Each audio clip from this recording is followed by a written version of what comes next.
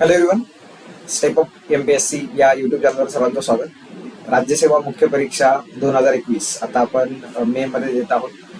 तुमच्यापैकी बरेच लोक त्या एक्झामसाठी आहेत आणि काही लोकांचे मेसेज किंवा कॉल आले आणि खरंच कॉल आले होते की एक शॉर्ट व्हिडिओ बनवा जेणेकरून या दरम्यानच्या काळात काय करायचं ते आपण किंवा ते थोडंसं आम्हाला गाईड करा म्हणून. तर आपल्याकडे टेस्ट सिरीज होती. टेस्ट सिरीज मध्ये बऱ्याच लोक होते की त्यांच्याशी माझं ह्या विषयावर बोलणं झालेलं होतं. परंतु जे ऑनलाईन टेस्ट सिरीजला होते किंवा जे फक्त एखाद्या बॅचला होते तर त्यांच्यासाठी किंवा ज्यांनी जे कोणत्याही बॅचला नाही आहेत परंतु मेन्स देत आहे आणि त्यांच्यासाठी थोडक्यात एक छोटासा व्हिडिओ बनवायचा प्रयत्न करतोय की यामध्ये आपले जे शिल्लक दिवस आहेत आणि त्यानंतरचे जे सगळ्यात महत्वाचे 3 दिवस आहेत तर या दरम्यान आपण काय करणं अपेक्षित आहे आणि काय करणं अपेक्षित नाही. आता ज्या लोकांनी मेन्स दिलेली आहे त्याच्यामुळे त्या लोकांना काही जास्त टेन्शन नाहीये, परंतु जे पहिले लोक आहेत, पहिल्याच मेन्सला आहेत किंवा दुसऱ्या मेन्सला आहेत आणि थोडंसं पॅनिक बटन प्रेस होण्याचे चान्सेस या दरम्यानच्या काळात जास्त असू शकतात. त्यामुळे माझ्याकडून हा छोटासा प्रयत्न जेणेकरून तुमची जी भीती आहे एक्झाम विषयी ते थोडीशी कमी व्हायला निश्चितपणे मदत होणार आहे. ठीक आहे, तर व्हिडिओला सुरू करूया. आता काही मुद्दे इथे लिहिलेले की राज्यसेवा मुख्य परीक्षा 2021 मध्ये आपण सर्वात पहिलं की बाबा मेन्स देतोय याच्यावर विश्वास ठेवा की आपण देतोय, राईट ना. That is important. बाबा आपण काय म्हणत, आपण 3-4 लाखामधून किंवा 2-3 लाखामधून आपण या साधारणपणे 10,000 पर्यंत मॅक्झिमम आपण पोहोचलेलो आहोत. म्हणजे एक टप्पा आपण फुलफिल केलेला आहे आणि निश्चितपणे आपण काहीतरी त्यापेक्षा 10,000 पर्यंत आलोय. आता इथून पुढचा टप्पा असणार आहे 1,1200 किंवा 1,400 पर्यंत आपल्याला पोहोचायचं असणार आहे, राईट. मग त्या अँगलने आपण वर्कआउट करतोय किंवा त्याच अँगलने आपल्याला या दरम्यानच्या काळात विश्वास ठेवून पुढे जायचं आहे, राईट.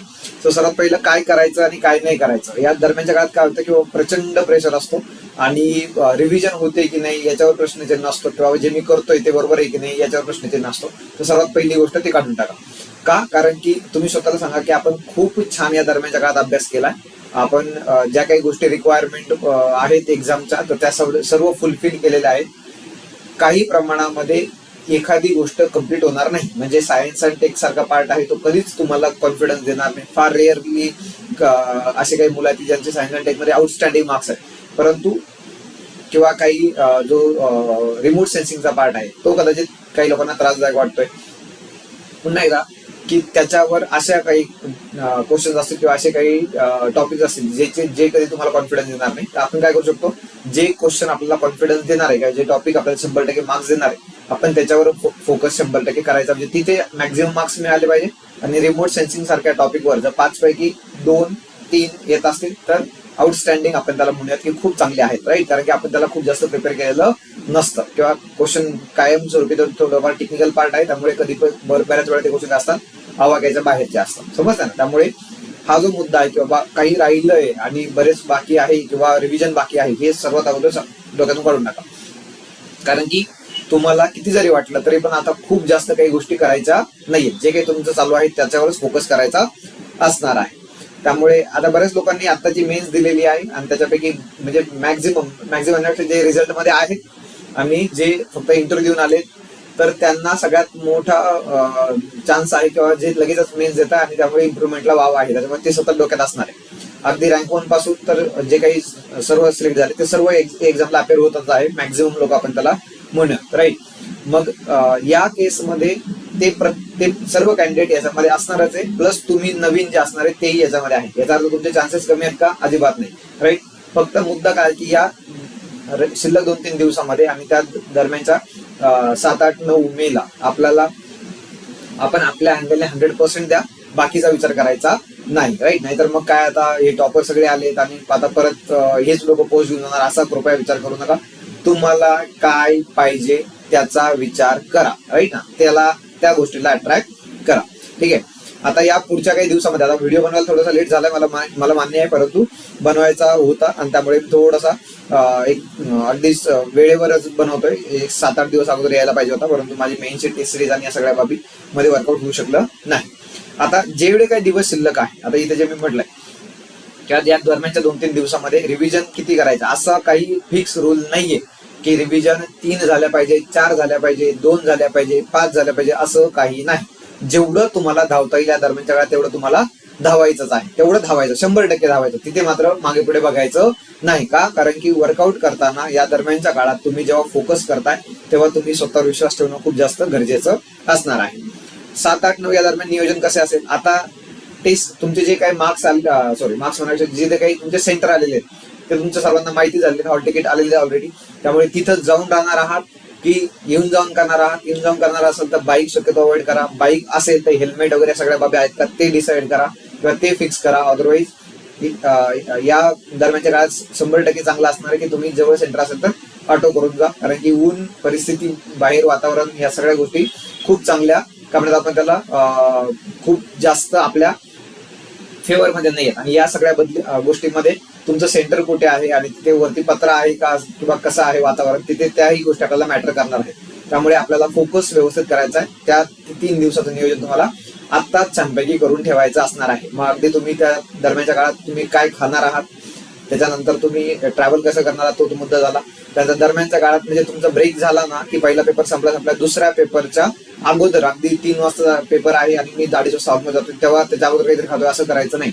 पेपर संपल्या 12, 12:30 पर्यंत किंवा 1 वाजेपर्यंत तुमचं जे काही खाणं पिणं आहे ते सगळं झालं पाहिजे. आणि मग तुम्हाला थोडासा आराम करता येईल. त्या दरम्यानच्या काळात तुम्हाला रिवाइज करता येईल. दरम्यानच्या काळात काय रिवाइज करायचं, काय नाही रिवाइज करायचं, त्या सर्व गोष्टी तुम्ही आता ठरवून टाकायच्या. त्या 7, 8, 9 दिवसांच्या दरम्यान जर तुम्हाला असं वाटलं की बाबा हे पॉलिटी पार्ट 1 आहे आणि रिव्हिजन होतच नाही, पार्ट 2 करून घेतो, तर प्रायोरिटी तुम्हाला डिसाईड करायची आहे. तुम्ही जर म्हटलं नाही पूर्ण पॉलिटी रिवाइज केल्याशिवाय मी एक्झाम हॉलमध्ये जाणार नाही, असा विचार करू नका.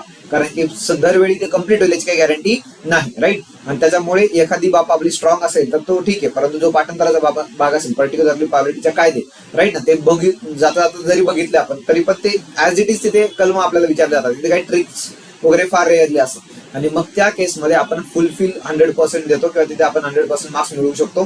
तर असं काहीतरी प्रायोरिटी तुमची डिसाईड झाली पाहिजे. पॉलिटीला समजा पेपर 1 आहे तर त्याला मॉर्निंग मध्ये रिव्हिजन देत आहे, दरम्यानच्या काळात 2 तासामध्ये खूप सारं करायला ठेवू नका शक्यतो. म्हणजे आज मराठीचा पेपर झालाय तर लँग्वेजचा पेपर झाल्यानंतर तुम्ही घरी जाताय तर त्यावेळेस पॉलिटीचे रिव्हिजन उरकून घ्या. मग दुसऱ्या दिवशी तुमची जी काही पेपर 1ची असेल ती वर्कआउट करा. आणि मधल्या 2 तासामध्ये मी खूप सारं वाचेल असा विचारच नाही करायचा. ते तुम्हाला काय म्हणतात आपण त्याला, तो तुमचा एक एक्स्ट्राचा टाइम आहे. त्या दरम्यान झालं तर खूप छान, नाही झालं तरी पण चालणार आहे, राईट. म्हणजे काय की त्या दरम्यान असं म्हटलं नाही आता मी एवढं करतोच, एवढं करण्यासाठी ठेवतोच, परंतु तुम्हाला किती जरी नाही म्हटलं तरी पण पहिला झालेल्या सकाळच्या पेपरचा विचार डोक्यामध्ये येतो. आणि मग त्यामुळे आणखीन काही आगाऊ मित्र असतील तर मग ते आणखीन आन्सर काढतात आणि मग एक नाही अजून एक बघू असं करत 15-20 क्वेश्चन आपल्या लक्षात येतात. आणि त्या दरम्यानच्या काळात जे क्वेश्चन डिस्कस केले जातात ना त्या बहुतेक वेळा ते आपले क्वेश्चन चुकलेले असतात. आणि त्याच्यामुळे 100% आपल्याला फटका बसतो किंवा आपल्याला मनामध्ये काहीतरी चालतं की अरे पेपर 1 तर आपला स्ट्रॉंग होता, आता पॉलिटी पार्ट 2 मध्ये आपल्याला कसं भरून काढावं लागेल किंवा पॉलिटीमध्ये कसं भरून काढावं लागेल, GS2 मध्ये कसं भरून काढावं लागेल. आणि नंतर मग परत GS2 पण जातोय, मग GS3 मध्ये कसं भरून काढायची आहे, आणि मग GS3 पण जातो आणि मग फायनली आता GS4 मध्ये कसं भरून निघून शकत नाही आणि मग गिव्ह अप करून देतो. असला उद्योग करायचा नाही, कृपया असं करू नका. कारण की त्या दरम्यानच्या काळात तो पेपर संपला की त्याचा विचार संपला पाहिजे, right. 1 ball at a time आपण त्याला म्हणतो क्रिकेटमध्ये. किंवा कोहली, धोनी, सचिन हे उगाच ग्रेट नाही होते, राईट ना. तर बीट झालाय माहिती आहे किंवा ठीक आहे थोडासा अवघड आहे किंवा पिच खराब आहे, थोडंसं असं काय आहे, तर मग अंदाज घेऊन खेळताय, परंतु पहिला बॉल गेल्यानंतर त्या बॉलचा विचार करत नाही. तसं आपला पहिला पेपर झाला तर त्याचा विचार न करता पुढच्या बॉलवर विचार करायचा किंवा पुढच्या पेपरचा आपल्याला विचार करायचा आहे, राईट. कारण मी इथे जे म्हटलं किंवा आपली जी मॅच आहे ती टेस्ट मॅच आहे. मी एक मिनिट फक्त फॉन्ट याचा कलर बदलतो जेणेकरून थोडंसं आपल्याला बरं जाईल दिसायला. हा, मी म्हटलं इथे की ही काय आपली एक टेस्ट मॅच आहे. आता ही टेस्ट मॅच आहे ती काय आहे, सेशन बाय सेशन खेळायची आहे. जे क्लासरूम मध्ये आहे त्यांना हा शब्द माझा खूप जास्त वेळा माहिती आहे. किंवा सेशन बाय सेशन म्हणजे काय की बाबा मॉर्निंगचं सेशन टेस्ट मॅचचं डे 1, डे 2, डे 3 जसं जसं होणार आहे तसं तसं तुमचं पिच खराब होत जाणार आहे. पिच म्हणजे तुम्ही जिथं सेंटर आहे तुमचं ते खराब होत जाणार. याचा अर्थ काय, तुमचा माइंड सेट किंवा तुम्ही फिजिकली मेंटली दमलेले असणार आहे. जसं जसं इंडियन पिचवर काय होतं 3रा 4था दिवस 5वा दिवस खूपच अवघड होतो खेळायला, तसं आहे. स्पिनर वगैरे आरामात विकेट घेऊन जातात. तसं आपल्याला सेशन बाय सेशन तेवढंच फ्रेश होऊन तेवढंच छान अँगलनी वर्कआउट करायचं असणार आहे. आणि त्या सेशन बाय सेशन खेळण्याचा अर्थ हाच होतो की 1 बॉल ॲट ए टाइम, म्हणजे त्या पेपरचा विचार करायचा नाही नंतरच्या काळामध्ये, समजताय, राईट. त्यानंतर पेपरमध्ये निष्कर्ष काढायचा नाही. हा खूप मोठा एक ब्लंडर करतात लोक. मागच्या मेन्सच्या वेळी असं झालं की GS2 चा पेपर झाला आणि GS2 च्या पेपरमध्ये देऊन आल्यानंतर घरी आले, रूमवर आले आणि मग डिस्कशन चालू झालं, नाही आयोगाचा पॅटर्न आता बदललेला आहे, आता काहीतरी वेगळा विचार आपल्याला करावा लागणार आहे. व्हॉट एव्हर जो तुमचा अप्रोच बिल्ड झाला होता, ज्या अँगलने तुम्ही कंटेंट बिल्ड केला होता, त्याच्यापेक्षा खूप काहीतरी वेगळा विचार करायला लागले. आणि फायनली दुसऱ्या, तिसऱ्या आणि चौथ्या पेपरला ड्रॅमॅटिकली डिक्रीज झाले होते मार्क्स लोकांचे, असे दिसलेले आहेत.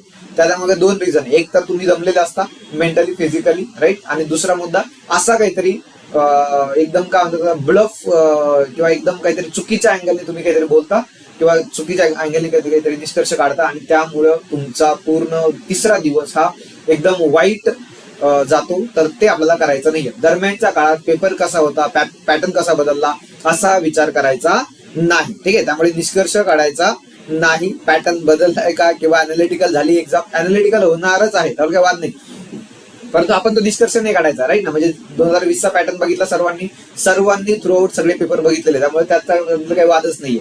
आणि लक्षात येतोय की बाबा कशा पद्धतीने गोष्टी आयोग चेंज करतोय किंवा थोड्या थोड्या गोष्टी त्या बदलणार आहेत आणि ऑब्जेक्टिव्ह एक्झाम मध्ये ते बदलायलाच पाहिजे आणि तो बदल आवश्यक असतो. ठीक आहे ना. त्यामुळे त्याचा आपण एक्झाम हॉलमध्ये परीक्षा द्यायची आहे, पेपरला जज करायचं नाही, हे लक्षात घ्या. आपण परीक्षार्थी आहोत, एक्झाम द्यायला आलो, एक्झामच द्यायची. उगा पॅटर्न असा बदललाय आणि दरम्यानच्या काळात असा विचार कृपया करू नका. आणि हा तर मुद्दा लई भारी आहे. हा काय पुढील वेळी तर बघतोच मुख्यला कसे मार्क्स येत नाही. म्हणजे एक्झाम चालू आहे बाबा, तू लढतोय आणि तू आत्ताच म्हणणार आहे की पुढच्या लढाईला बघ आता मी कसे दनादन विकेट मिळवतो किंवा खूप सारे रन काढतो, असा विचार करू नका. तुम्ही एक्झाम हॉलमध्ये आहात, एक्झाम हॉलमध्येच राहा, एक्झाम हॉलमध्येच विचार करा, तिथेच राहा, तिथल्या क्वेश्चनचा विचार करा. बाकीच्या कोणत्याही वातावरणात तुमच्या डोक्यामध्ये यायला नकोय, राईट ना. हा एकदम कॉमेडी पॉइंट आहे, परंतु तो मुद्दा मला द्यावासा वाटला कारण की मी खूप साऱ्या लोकांशी एक्झाम झाल्यानंतर बोलतो, बरेचसे लोक येऊन मला सांगतात आणि त्याच्यामुळे ह्या गोष्टी मला तुम्हाला डिलिव्हर कराव्याशा वाटल्या. ठीक आहे, तर हे कृपया लक्षात घ्या. त्यानंतरचा सगळ्यात महत्वाचे ते 2 तास, त्या 2 तासामध्ये तुम्ही काय करणार आहात. आता 2 तास म्हटले, तुम्ही म्हणणार की सर 3 तास पण आहे आणि 1 तास पण आहे. हा आहे ना, तो पेपर 1 आणि पेपर 2 ला, भाषा पेपर 1 आणि भाषा पेपर 2, राईट, ते 100% आहे. भाषा पेपर 1 साठी तुम्ही सराव केलाय हे स्वतःला सांगा. फक्त गोष्टींमध्ये जे तुम्ही लँग्वेज मध्ये लिहिणार आहात तर त्याच्यामध्ये 2 गोष्टी मी एक सांगेन, खाडाखोड अवॉइड करा आणि त्याच्यामध्ये आपण काय म्हणणार की रिस्पेक्ट करा त्या पेपरचा. खूप असं जरी चुकलं तरी पण एक सिंगल लाईन मारा आणि अक्षर सुंदर काढा, हा पहिला मुद्दा. दुसरा मुद्दा, पेपर कव्हर करायचा 100% प्रयत्न करा, दोन्ही पेपर. आणि मी आणखी एक मुद्दा ऍड करू शकेन किंवा ऍड करू इच्छितो, महत्वाचा, सगळ्यात महत्वाचा, जे लोक इंग्लिश मिडियम आहे, ज्यांना मराठीचा कम्पॅरेटिव्हली तितका काय म्हणतात आपण रायटिंग मध्ये तितका कॉन्फिडन्स नाहीये, त्यांनी इंग्लिशचा पेपर अगोदर घ्या. इंग्लिशचा पेपर अगोदर घेतल्यानंतर मग मराठीचा घ्या, कारण की जिथे तुम्ही चांगले आहात ना त्याला 100% चांगला करा, म्हणजे तिथे मॅक्झिमम मार्क्स मिळण्याचे चान्सेस चांगले जास्त असतील आणि नंतर मग तुमचा मराठीचा घ्या, परंतु दोन्ही पेपर कव्हर होतील याची खात्री करा. त्यामुळे पेपर 1 चा मुद्दा संपला. आता पेपर 2 चा, पेपर 2 साठी विशेष काय, तर मी जेव्हा विचारतो मुलांना की मराठी स्ट्रॉंग आहे की इंग्रजी स्ट्रॉंग आहे, मग बहुतेक लोक, मॅक्झिमम लोक मला सांगतात की सर मराठीमध्ये आम्ही 45 पर्यंत जायचा प्रयत्न करतोय, 45 पर्यंत जायचा प्रयत्न करतोय. मग मी विचारतो की 45 पर्यंत जाता तुम्ही, किती वेळ देता, आणि मग वेळ लागतो त्यांना 30 ते 35 मिनिट, आणि ते होता कामा नये. कारण की जर 30 ते 35 मिनिट मराठीत लागले तर तुम्ही 20 आणि 25 मिनिटांमध्ये इंग्रजी उरकणार नाही आणि त्याचा फटका डायरेक्ट 15, 20, 21, 22 असे मार्क्स येतात. हा, मला पाहिजे की तुम्ही 45 तिकडे मिळवता ना, तर इंग्लिशला 25 मिळाले पाहिजे, मिनिमम 25 मिळाले पाहिजे. दोन्ही मिळून 70 जर आले तर तुमच्या यादीमध्ये नाव येण्याचे चान्सेस प्रचंड वाढतात, राईट. आणि पुन्हा एकदा हा 70 जो आहे तो बेस आहे पाठीमागच्या पेपरचा, राईट. मग उद्या पेपर लेंदी आला, अवघड आला तर थोडासा हा व्हॅरी होणार आहे, परंतु मुद्दा काय की बाबा जे ऍव्हरेज मार्क्स आहेत तिथे त्याच्यापेक्षा 5 ते 10 मार्क मला जास्त असावे, ही स्ट्रॅटेजी आपली अपेक्षित आहे. ठीक आहे, पहिला पेपर झाला, घरी आला, पॉलिटीचं करायचं, ऍग्रीचं करायचं, GS1चं करायचं, तुम्ही ठरवायचं. परंतु प्रायोरिटी माझी असेल किंवा पॉलिटी मी उरकून घेतोय, कारण की दुसऱ्या दिवशी मॉर्निंग मध्ये सकाळी हे होऊ शकतं, किंवा काही लोकांचं पॉलिटी खूप स्ट्रॉंग आहे तर मग आज हिस्ट्री करून घेतो किंवा जॉग्राफी ऍग्री करून घेतो, उद्या सकाळी हिस्ट्री वाचतो. थोडंसं हिस्ट्रीचा पॅटर्न सध्या मार्क्स देण्याचा आहे, त्यामुळे हिस्ट्रीला अगदीच अवॉइड न करता थोडंफार तरी वाचून चला. ठीक आहे, त्यानंतर तिसरा पेपर किंवा जो लँग्वेज भाषा पेपर 1 नंतर आपण GS1 झालाय, GS2 दरम्यानच्या काळात काय करायचं तुम्ही ठरवलेलं आहे. दरवेळी रिव्हिजन 100% प्रत्येक पेपरला होईल याची काही गॅरंटी नाही, राईट. सेम ॲज 3 आणि 4, चौथा GS3 आणि GS4 तिसरा दिवस असणार आहे ज्यावेळेस तुम्हाला खूप जास्त स्ट्रॉंग एफर्ट्स घ्यायचे आहेत, राईट. मनाला खूप जास्त चांगलं समजून सांगायचं की बाबा रे आपण खूप चांगलं केलंय आता या दिवसापर्यंत, एक शेवटचा दिवस आहे, स्ट्रॉंग राहा. या दरम्यानच्या काळामध्ये तुम्हाला चॉकलेट्स किंवा आणखीन काही पाणी या सगळ्या गोष्टी तुमच्या समोर असतील आणि मग तुम्ही ते दरम्यानच्या काळात जे मी इथं म्हटलंय किंवा 15-20 क्वेश्चन नंतर ब्रेक घेणं खूप जास्त महत्वाचं आहे. आता हा ब्रेक का किंवा ब्रेक नेमकं काय हे लोकांना लक्षात येऊ द्या. ब्रेक म्हणजे मला असं पाहिजे की तुम्ही एक्झाम हॉलमध्ये थांबा, ऐका किंवा जे काही तुम्ही वाचले त्याच्या 15-20 क्वेश्चन नंतर तुम्ही वाचा, थांबा, ब्रेक घ्या. ब्रेक मध्ये तुम्ही थोडंसं पाणी प्या, घसा ओला होईल इथपर्यंत पाणी प्या आणि मग पुन्हा एकदा काही चॉकलेट्स वगैरे खायचं असतं खा, अदरवाईज पुन्हा एकदा कंटिन्यू करा. पाणी खूप जास्त प्यायचं नाही, 2 तास आपल्याला बसायचं आहे. मुद्दा काय आहे की त्या पाणी पिल्यामुळं जो 10 सेकंदाचा ब्रेक भेटतो तो इथे वाहत न जाण्याची भूमिका आपली कंप्लीट करतो. मी लिहिलं वाहत जाऊ नका. वाहत जाणं म्हणजे काय, वाचतोय चाललंय. क्वालिटी पार्ट मध्ये जनरली असं होतं की सगळंच तर बरोबर आढळायला लागलं, सगळंच तर येत आहे आणि सगळंच येत आहे त्याच्यामुळे आता काही थांबायची गरजच नाही, राईट. आणि मग वाहत जातो आणि मग लक्षात येतं की बाहेर आल्यानंतर अरे बापरे इतक्या साऱ्या सिली मिस्टेक झाल्या. ह्या सिली मिस्टेक अवॉइड करायच्या असेल तर कंपल्सरी 15-20 क्वेश्चन नंतर ब्रेक घ्यावाच लागणार आहे, घ्यायचाच. टेस्ट सिरीज मध्ये मी कंपल्सरी लोकांना पाणी बॉटल आणायला लावली, लोकांनी ब्रेक घेतला, सिली मिस्टेक कमी झाल्या, राईट. हा अनुभव आहे, स्वतः मी घेतलेला आणि ज्या सांगितल्यानंतर लोकांची इम्प्रुव्हमेंट झाली. त्यामुळे ही गोष्ट कंप्लीट करायचा प्रयत्न करा. तुम्ही म्हणाला सर ब्रेक घ्यायला आपल्याला 5-5 मिनिटं ब्रेक घ्यायचा नाही, 10 ते 15 सेकंद लागतात फक्त. वाचतोय, मागे टेकलोय, ब्रेक झाला 15 क्वेश्चन नंतर किंवा 20 क्वेश्चन नंतर किती घ्यायचं तुम्ही ठरवा. जेणेकरून मला समजा मी जर म्हटलं की बाबा 15 मिनिटांमध्ये 20 क्वेश्चन झाले पाहिजे तर 20 क्वेश्चन होत आहे का, ब्रेक घ्या, घड्याळ बघा, म्हणजे माझा टाइम पण व्यवस्थित चाललाय. टेकायचं मागे, पाणी बॉटल ओपन करायचंय आपल्याला आणि थोडंसं पाणी प्यायचंय आणि ठेवून द्यायचंय परत. 10 ते 15 सेकंदच्या वरती वेळ जात नाही, राईट. त्याच्यामुळे हे करा. हा एक थोडासा ट्रिक आहे जे मी जनरली वारंवार सांगत असतो. किंवा second part of the statement काळजीपूर्वक बघायचं. म्हणजे वाक्याची लांबी खूप जास्त असेल तर जनरली पॉलिटीमध्ये किंवा HRD मध्ये असे क्वेश्चन जास्त दिसतील जिथे लेंथ ऑफ द स्टेटमेंट वाढवली जाते आणि मग हळूच second part of the statement चुकीचं केलं जातं. अशा केसमध्ये आपलं हे करण्यामागे रिझन काय असतं तेही मी सांगितलेलं आहे की जेव्हा तुम्ही वाचायला सुरुवात करता तेव्हा तुमची इंटेन्सिटी लेवल प्रचंड असते आणि नंतर जेव्हा तुम्ही कमी येता किंवा लांब वाचायला जातात, म्हणजे second part of the statement आपण त्याला म्हणतो, तेव्हा काय होतं की तुमची वाचण्याची इंटेन्सिटी लेवल कमी झालेली असते आणि मग बहुतेक वेळा second part of the statement मध्ये क्वेश्चन चुकतात. ते आपल्याला होऊन द्यायचं नाही, राईट. त्यामुळे याची काळजी घ्या. एक्झाम हॉलमध्ये पेपर अवघड आला तर स्वतःला सांगा. हे सगळ्यात महत्वाचं सांगणं आहे की जर पेपर मला अवघड जातोय तर बाकीच्यांचे काय हाल असतील. म्हणजे मी इतका ग्रेट असून सुद्धा मला अवघड वाटतोय पेपर, तर बाकीच्यांचं तर विचार न केलेलाच बरा आणि बाकीच्यांचा विचार सुद्धा करायचा नाहीये. फक्त तुम्हाला एकट्याला अवघड चाललेलं आहे का, नाही तुमच्या एकट्याचा कव्हर होणार आहे का, नाही, असं काहीच नाहीये. फक्त तुम्ही तिथे 100% द्यायचं. आणि आपण जनरली बघतो किंवा मेन्सच्या एक्झाम मध्ये आपण बुकलेटच असते ती क्वेश्चन पेपर म्हणजे, राईट ना. जनरली GS1 आणि GS4 चे पेपर बघितले तर 55, 56 किंवा 54-56 पानाचे असतात आणि तोच पेपर HRDचा आणि पॉलिटीचा बघितला तर 72, 74, 76 असे पानं असतात. याचा अर्थ काय होतो, क्वेश्चनची लेंथ वाढलेली आहे असं समजायचं आणि मग त्या पद्धतीने आपल्याला स्पीड मॅनेज करावं लागणार आहे. म्हणून मी तुम्हाला म्हटलं की 15 मिनिटांमध्ये 20 क्वेश्चनची स्ट्रॅटेजी साधारण ठेवा. तुम्ही जर काळजीपूर्वक विचार केला तर 15 मिनिटांमध्ये 20 क्वेश्चनची, एकच मिनिट मी सांगतो, 15 मिनिटांमध्ये 20 क्वेश्चन जर आपण वर्कआउट करत असाल तर 1 तासामध्ये आपले 80 होणार आहे आणि 2 तासामध्ये काय होणार आहे, तुम्ही 160 म्हणजे 150 पर्यंत पोहोचणार आहे. 5-10 मिनिटं तुमचे इकडे तिकडे जरी झाले तर काही फरक पडणार नाही, राईट ना. त्यामुळे कृपया ही गोष्ट लक्षात घ्या. स्वतःला सांगा एकदा की एक्झाम हॉलमध्ये पाय टाकला की बस मी सगळ्यात बेस्ट आहे आणि मी सगळ्यात बेस्ट देणार आहे हे स्वतःला सांगा, ठीक आहे.